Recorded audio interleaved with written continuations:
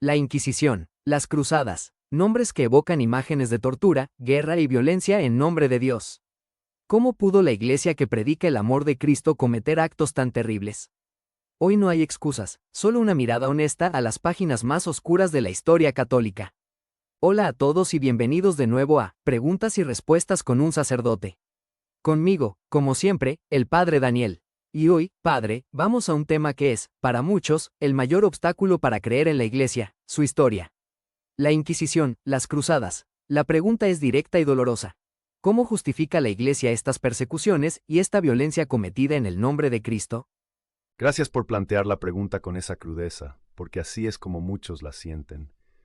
Y la primera palabra que debe salir de mi boca, como sacerdote, no es justificación, es arrepentimiento. La Iglesia de hoy, siguiendo el ejemplo valiente del Papa San Juan Pablo II durante el Gran Jubileo del año 2000, ha mirado su historia, ha reconocido los pecados de sus hijos y ha pedido perdón. No se puede justificar el pecado. Las acciones que contradicen el Evangelio, aunque hayan sido cometidas por miembros de la Iglesia, siguen siendo contradicciones.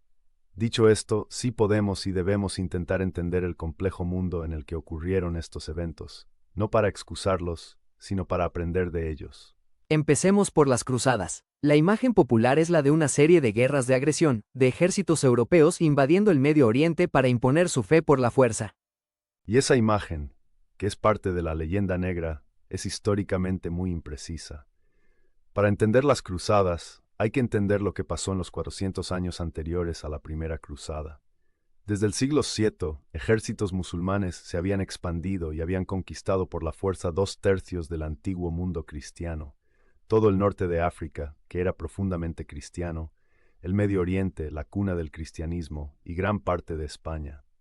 La primera cruzada, convocada en 1095, no fue una guerra de agresión, sino una respuesta defensiva tardía y desesperada.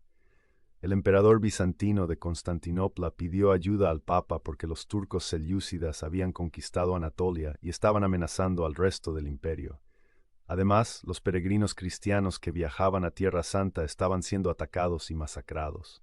La llamada original del Papa Urbano Gors fue para defender a los cristianos de Oriente y para recuperar el acceso seguro a los lugares santos.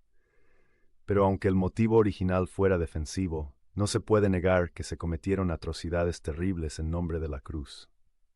Absolutamente. Y ahí es donde debemos pedir perdón. La idea original pudo ser justa, pero la ejecución estuvo manchada por el pecado.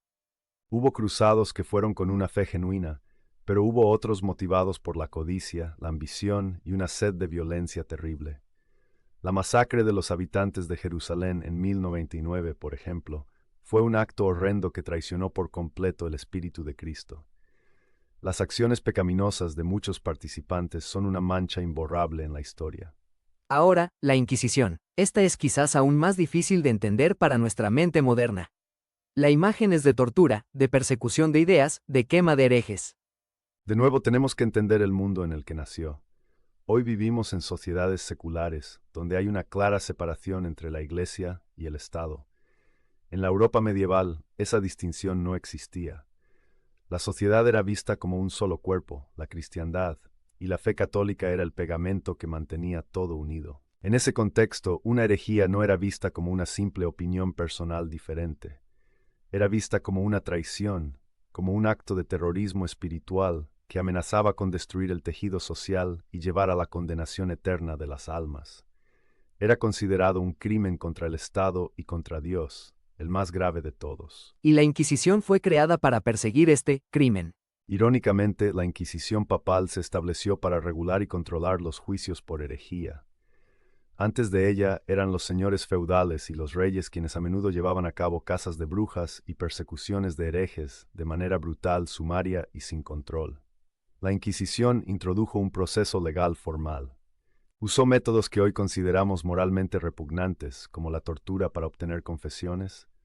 Sí, lamentablemente lo hizo, adoptando las prácticas de los tribunales seculares de la época. ¿Hubo condenas a muerte entregando al reo al poder civil para ser quemado?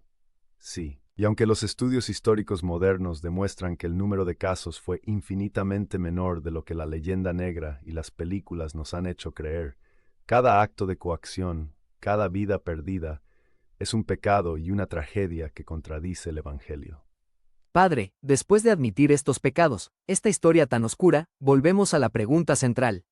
¿Cómo puede uno seguir creyendo? ¿Cómo puede la Iglesia proclamar ser la Iglesia de Cristo con este pasado? Porque nuestra fe no está puesta en la perfección moral de los miembros de la Iglesia. Si así fuera, todos deberíamos habernos ido hace mucho tiempo. Nuestra fe está puesta en Jesucristo, su fundador, y en su promesa de que las puertas del infierno no prevalecerán contra ella. La Iglesia, como nos dice San Pablo, es un tesoro divino llevado en frágiles y sucias vasijas de barro. A lo largo de la historia, esas vasijas, papas, obispos, sacerdotes y laicos, se han agrietado y a veces se han roto de maneras terribles por el pecado. Pero el tesoro que llevan dentro, la verdad del Evangelio, la gracia de los sacramentos, la presencia de Cristo en la Eucaristía, ha permanecido intacto, no por nuestra bondad, sino por la fidelidad de la promesa de Cristo. Así que, paradójicamente, la supervivencia de la Iglesia a pesar de sus pecados. Para muchos, incluyéndome a mí, la supervivencia de la Iglesia a pesar de los terribles pecados de sus miembros es una de las pruebas más grandes de su origen divino.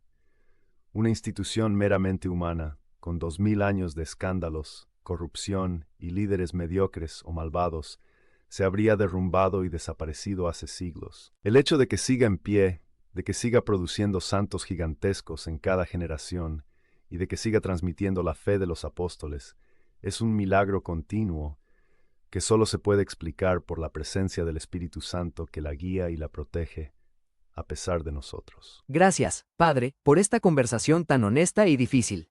Gracias a ti por no rehuir las preguntas difíciles. Es la única forma de llegar a una fe más madura y purificada. Y a ustedes que nos ven, les ayuda el contexto histórico a entender estos eventos sin justificarlos. Compártanlo con respeto en los comentarios. Nos vemos en el próximo episodio.